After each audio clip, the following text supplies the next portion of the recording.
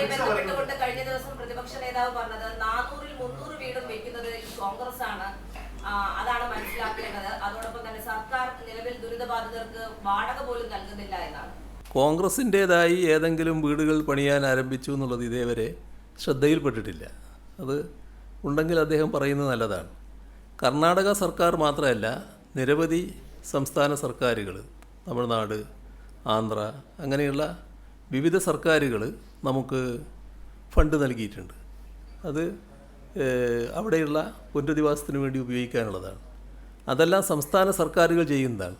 അതിലേതെങ്കിലും ഒരു സർക്കാർ കോൺഗ്രസ് നേതൃത്വത്തിലുള്ളതാണ് എന്നുള്ളത് കൊണ്ട് കോൺഗ്രസ് പാർട്ടിയുടെ ഫണ്ടായിട്ട് അതിനെ കണക്കാക്കാൻ പറ്റില്ല. അത് സംസ്ഥാനം തരുന്ന ഫണ്ടായിട്ട് മാത്രമേ കണക്കാക്കാൻ പറ്റൂ.